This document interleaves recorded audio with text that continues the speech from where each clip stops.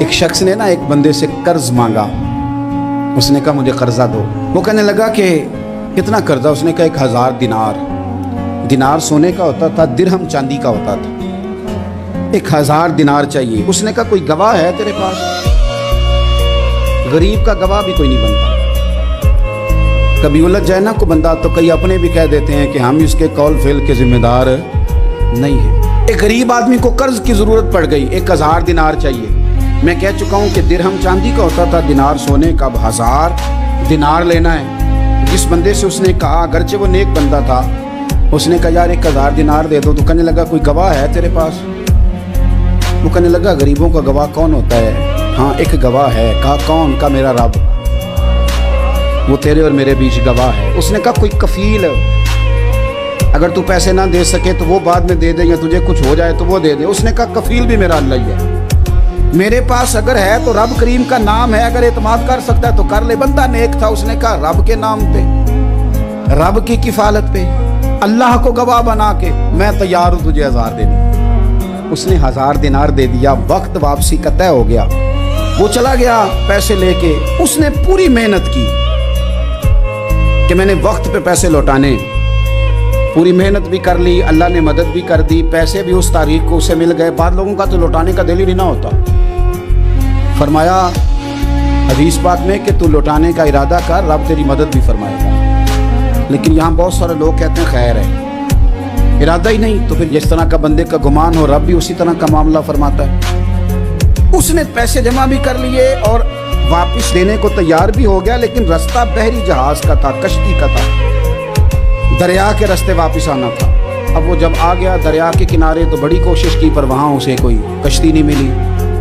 وقت پہ پیسے لوٹانے ہیں، سفر کرنا ہے، اب سواری میسر نہیں ہے. سوچ سوچ کے پریشان تھا کہ میں نے تو اللہ کے نام پہ لیے.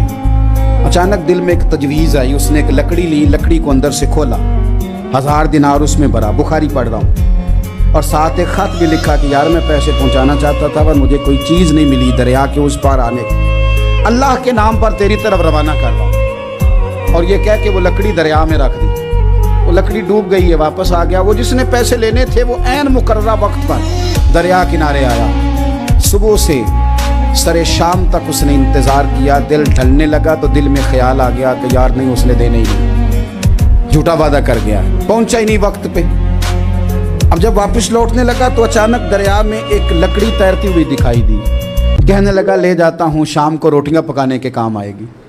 ایندھن بنا کے جلا لوں گا، ہنڈیا پک جائے گی. لکڑی اٹھا کے جلانے کے لیے گھر لایا. گمان تھا کہ وہ نہیں آیا وعدہ کر کے. اللہ کو کفیل اور وکیل بنا کے اور گواہ بنا کے پھر بھی نہیں آیا. لکڑی لے کے گھر گیا. بخاری ہے. اور جب اس کو چیرا نہ کہ میں اس کی آگ جلاؤں گا، کھولا تو اندر سے 1000 دینار بھی نکل آیا، خط بھی نکل آیا. اب ذرا سمجھنا، اس کے دل میں بات کس نے ڈالی کہ تو لکڑی میں پیسے ڈال دے؟ اللہ نے. اس بندے کو مقررہ وقت پہ کنارے بھیجا کس نے؟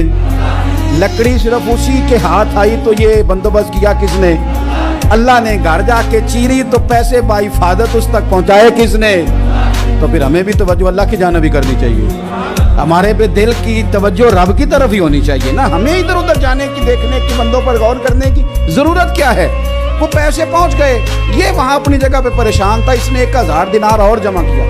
پھر دوبارہ ایک دن دریا کنارے آیا. کشتی مل گئی. بیٹھ کے اپنے اس بھائی کے پاس آیا. کہنے لگا دیکھنا مجھ پر بدگمان نہ ہونا، پیسے اس تاریخ کو بھی جمع کر لیے تھے.